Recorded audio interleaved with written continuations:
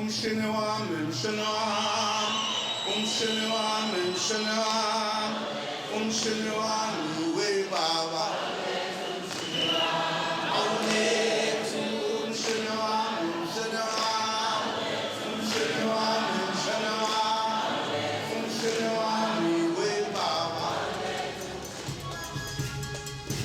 dad is funny, he's hilarious. He's got a hell of a poker face. So you never know if you're in trouble, what's happening. He loves his family, he's very, very family orientated, and he's compassionate. And he's a dad, and he's a brother, and he's a husband, and he's the president.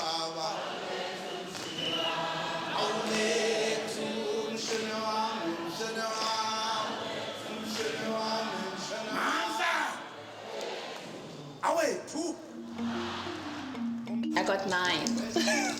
So she does, oh, nothing applies? Yeah, nothing applies. Okay. Same as you.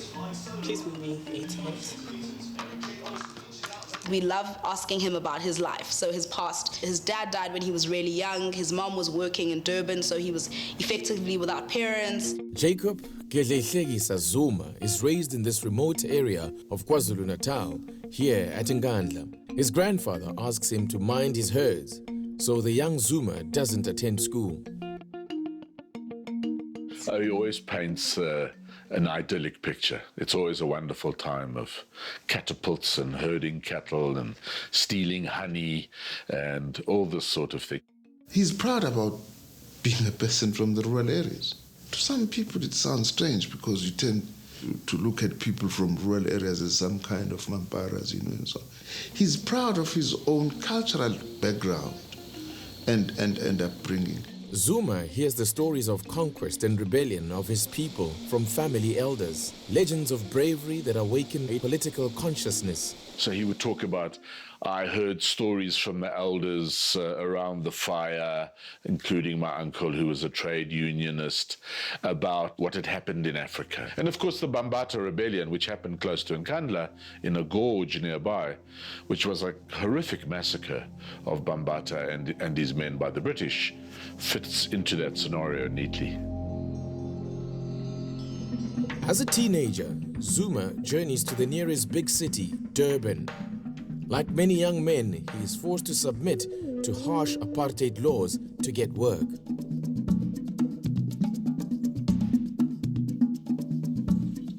He was working somewhere in the domestic, you know, somewhere in Musgrave Road, you know, in the flat there, polishing steps, cleaning the windows. It was the white shorts and white blouses. That's how all the kitchen boys were. The trouble was wages. They don't pay. You work from 7 o'clock until 6 o'clock at night. You get a half day off. Apartheid defined South African society in the 1950s. Exclusive white privilege is the cause of increasing discontent among the oppressed.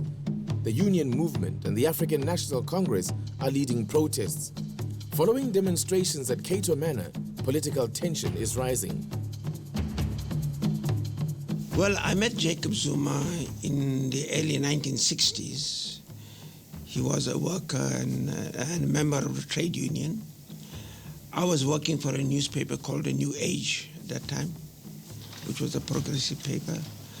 And he would come to the office now and again, and I would give him some New Age to go and sell. He was a person that was very much liked by others. He always had people around him. And wherever he went, people enjoyed his company. And young Jacob Zuma, 18-year-old, I was like 23, was a factory worker and a member of SAC2, the trade union of the day, the federation. Didn't really get to talk to him much. He wasn't prominent. He was just a young worker, very keen, very bright-looking, neat. I remembered him in a nice black blazer with bright buttons, you know, the gold buttons. A young guy out of a factory, and he clearly took care about his appearance. We used to meet twice a week at the SACTU office in Lakan Chambers, discussing politics. Jacob Zuma used to come there, also in the afternoon. Very quiet, very quiet, light in complexion. And thin, not like a speech now, he was a thin fellow. Zuma makes his first political moves, orchestrating anti-pars campaigns.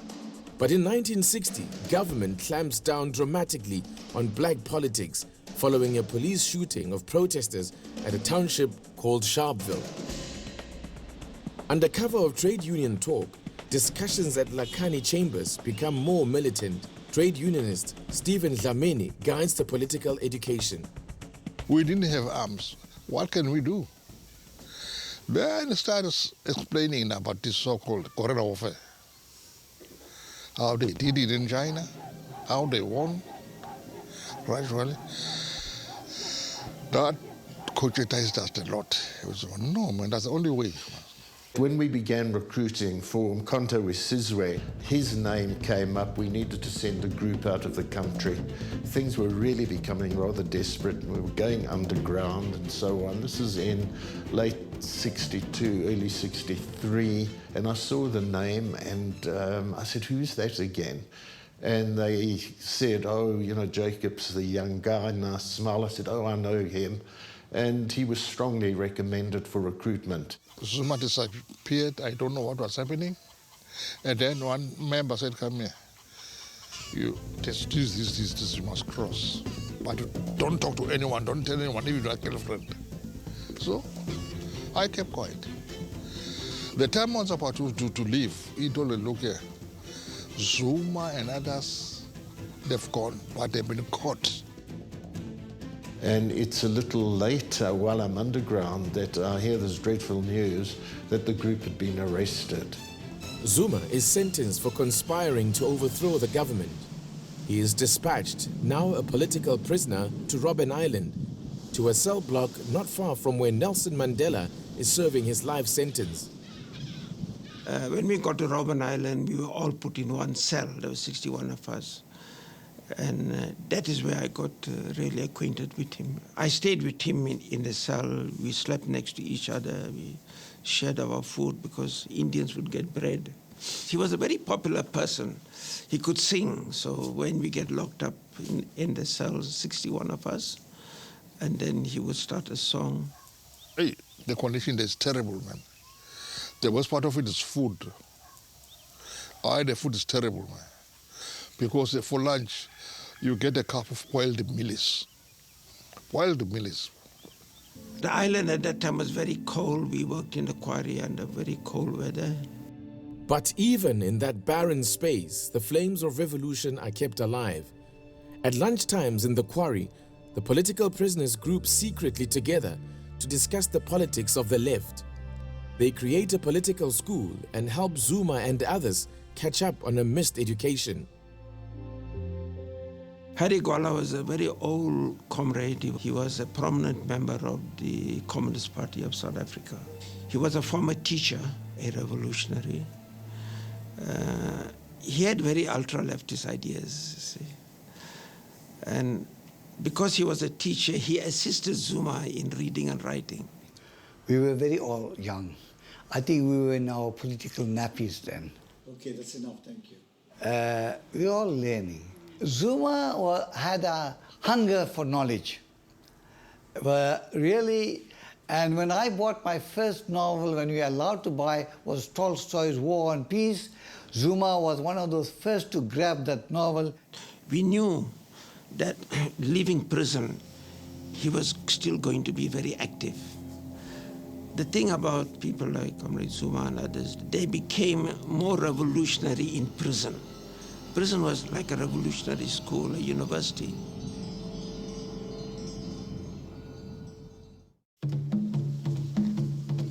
After serving 10 years, Zuma returns home to Nkandla, but then quickly disappears into the political underground. He connects in Durban with a pharmacist, the youthful Pravin Gordon.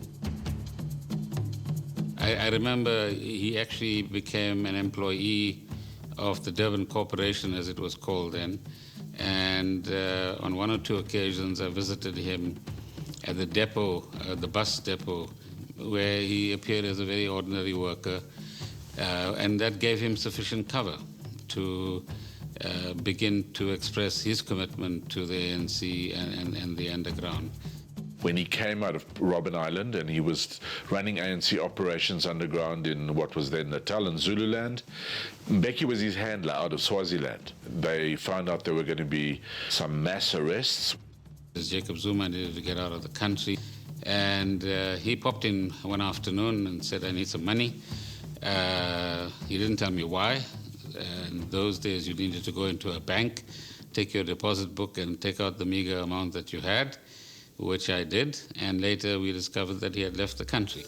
Zuma is dispatched to Maputo as an ANC leader to liaise with the Frelimo government of the newly liberated Mozambique.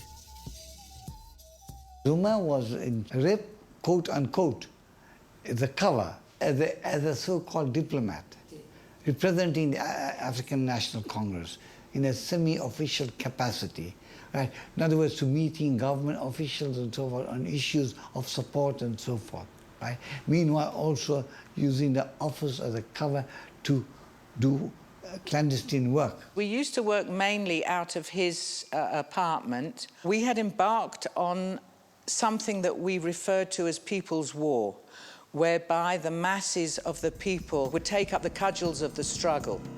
And therefore, we were involved in working with mass organizations, anyway, seeing that they did the right thing, helping them out, giving them direction, and recruiting from there into the underground structures of the ANC. I worked very closely with him, crossed the border very many times with him, and we're basically running the underground, setting up political structures from Mozambique through Swaziland. Most of the time, I would be driving to the border to hand over people who had just come in, or he would be driving to the border to hand over people to Swaziland who were coming back into the country with ammunition and etc. He was largely responsible for the Natal machinery. And of course, at any time that we got caught, that was the end of it. He was arrested on one occasion. On another occasion, I nearly broke a leg crossing over, and he helped to carry me back to the fence on a very cold, rainy night, back into Mozambique. Zuma and his comrades set up a secret corridor between South Africa and the exiled ANC. He recalls these times in this interview, shot soon after he returned to South Africa. Personally, I always believed that what I send cadres to do in terms of certain operations, I should have a feel of it, just like crossing the border, which is quite a difficult task. I did not hear from cadres how it feel like crossing illegally, because I had to do it, and I had to know exactly what it means. It was quite something. Thinking back, some of the things under normal circumstances you'd think really, if given time, I would not have done this kind of thing. It was too risky.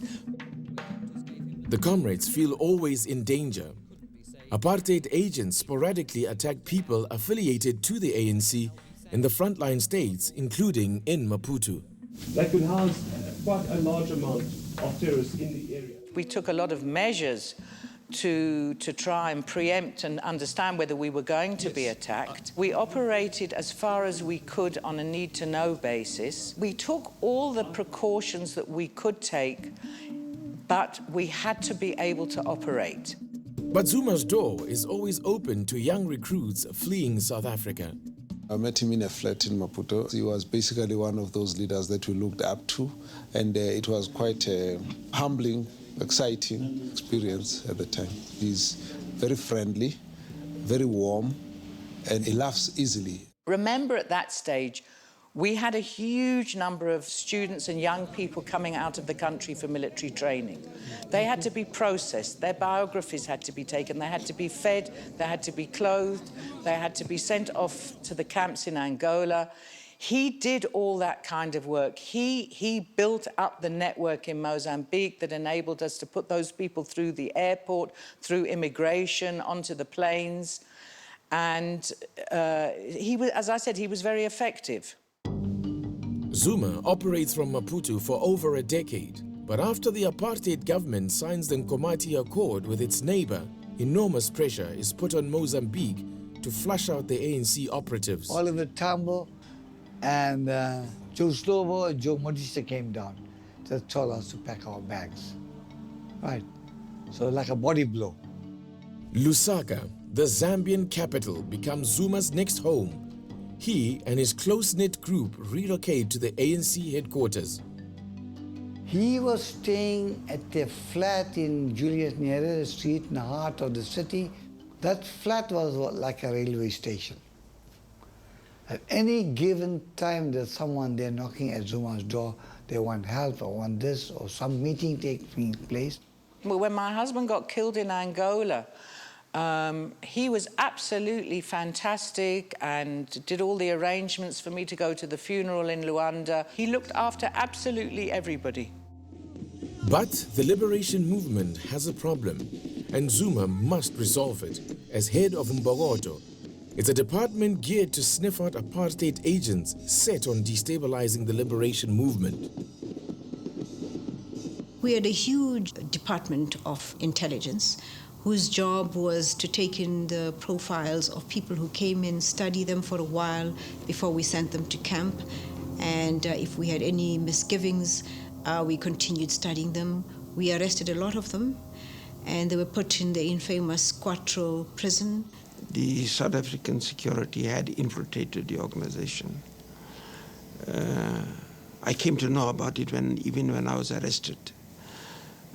In my trial, they produced some of the documents written in my own handwriting, which meant that they had their people somewhere along the chain, from Swaziland, Maputo to Lusaka. So you had to weed out the informers. Our job is to fight fire with fire.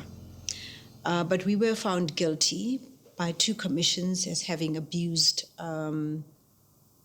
human rights of some of the people there by, not going through the normal due processes. But a war is a war.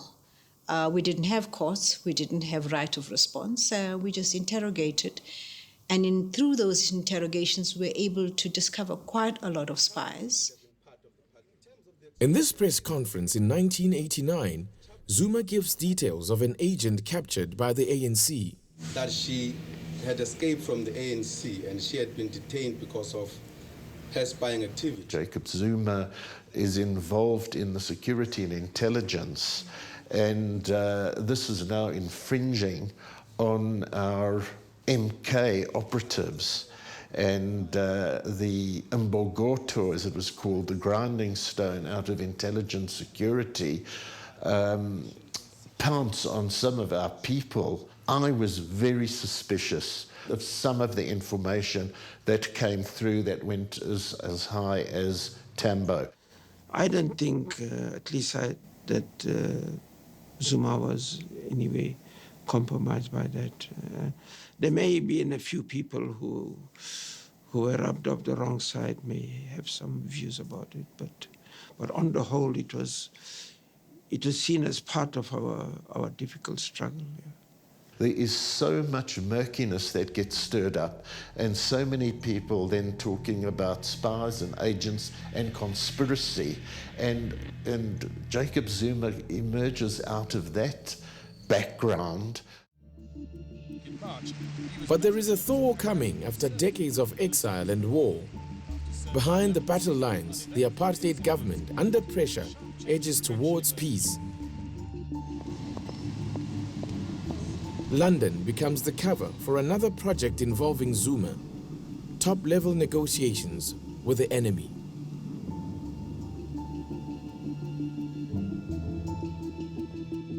The intensity of their discussions when they were together, Aziz Pahad, Zuma, and former President Mbeki, we were onto a different platform altogether. The ANC leadership engages with apartheid emissaries.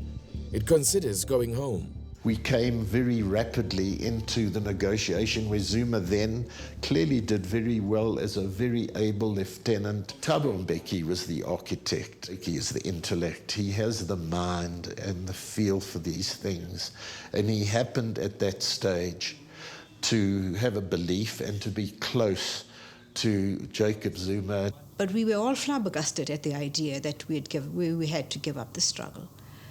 But it was relayed by people we looked up to. These were our leaders that spent all their lives fighting for us. There's nothing else we could do. That was the decision that had been taken. Zuma was the first to be sent by President Oliver Tambo together with Penuel Maduna and Matthew Posa to go and meet with the leaders of the apartheid government under de Klerk that they want to start negotiations. He's a very skilled negotiator, by the way. Very, very skilled. I don't know where he learned that. I can't say. That's why he was in the ANC's delegation to the first talks, the Grooteskies. It wasn't by accident. Negotiations stretch over 4 years. They are fraught as all sides hammer out South Africa's constitutional future. Mr. Zuma came back into South Africa from exile as head of the intelligence of the ANC. So you can see that whatever underlying principles and strategies that went into those negotiations would have been fed by information gleaned from the intelligence operatives that Mr. Zuma would have been in charge of. So he would have been quite pivotal in that one sense. Homecoming is a mixed blessing. The comrades must adjust to a society they'd left decades earlier. Changeover from exile life to the normal South African life was difficult. You know, in exile, people got food from the ANC, clothes from the ANC, money from the ANC, passport from the ANC, direction from the ANC. Every day the ANC would tell you where you should be going and so on and so on.